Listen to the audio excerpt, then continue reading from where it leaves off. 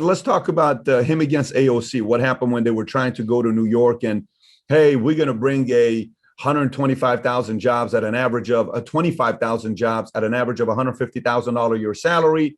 Cuomo wanted it, but de Blasio, AOC, they kind of pushed him out. We don't want you to come here. You're going to increase rent. You're going to do that. And he's kind of like, wait a minute, what are we talking about here? I'm just bringing you good jobs. How did he handle that? And what caused him to finally say, screw it, we're going to go a different direction? They didn't handle it very well. They were fleeing a political storm in Seattle where the Amazon had started to become blamed for the problems of growth like gentrification and homelessness and rising home rates. And that precipitated the HQ2 search, that and the fact that they were kind of running out of space in Seattle. And, they whipped up the country in a frenzy of competition for HQ2. Folks probably remember that. 238 cities applied. They were talking about things like the low cost of construction they were looking for, affordable home prices, the size of tax incentives, good transportation networks, and then they pick New York and Washington, D.C. And so right off the bat, the world's kind of shocked because that is not what they set out to do, and it's where they ended, the most expensive city in the world. Construction. And look, and I tell the story in the book. I've got the internal memos. The decision process was largely driven by the personal preferences of Bezos and the leadership team.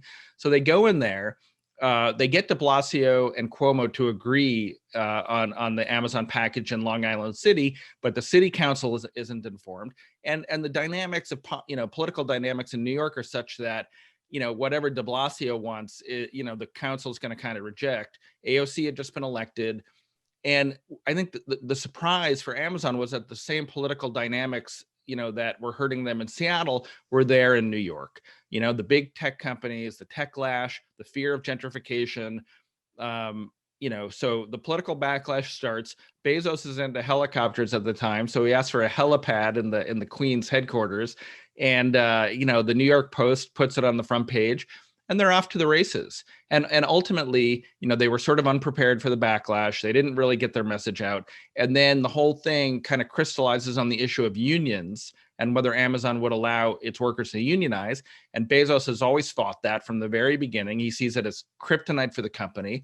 And so when, what I concluded was that when talks went to unionization, and they saw the political landscape was the same as it was in Seattle, it just wasn't worth it for them. And they pulled out. They grew instead in Manhattan and then in Washington, D.C. or in Northern Virginia, Crystal City.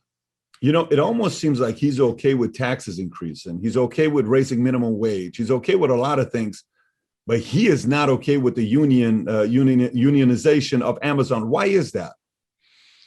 Right. Well, what they'll say, and then we'll get to the real reason, is that they don't want an intermediary between them and their employees. But let me put it this way. The Amazon website is 24/7. You can buy in the middle of the night, right? You can buy on a holiday. You can buy on a Sunday. And what that means is that the company really has to get as close as possible to a 24/7 operating cycle, and to go scale up during the holidays, or if a pandemic breaks out and someone's suddenly buying, or if there's a sudden surge in interest for a particular piece of merchandise, and then they scale down afterwards. So they're hiring and they're firing and they're working around the clock, and they're suddenly, if there's a backlog, they're shifting employees to different jobs. And all of those things, Patrick, that I just described are things that, a union that's going to, very quite naturally want to instill some order on their workers' lives and create some employment security, is going to collectively bargain against. And so I think Amazon's viewed unions as a impediment to their ability to push employees to be flexible and to churn through workers in the fulfillment centers as the needs of the company change. That's probably the most charitable way to put it. We've seen again and again around the world, Amazon walking away from facilities when the discussion turns to unions. Yeah, you see, like, even what was going on with Georgia. He's like, right, the day before they announced that, they were about to announce that, hey, the voting, all that stuff that was going to take place, the day before, he goes up and says, I think we should raise taxes, and I think we should, rich people should pay more taxes. And then the next day, the union topic just kind of went away. It almost seemed like behind closed doors, there was a negotiation saying, if you say something about raising taxes, we'll make Atlanta go away or Georgia go away, and it kind of did. So if you like this little short clip from an interview I did, click over here to watch the entire interview. And please don't forget to subscribe to the channel. Take care, everybody. Bye-bye.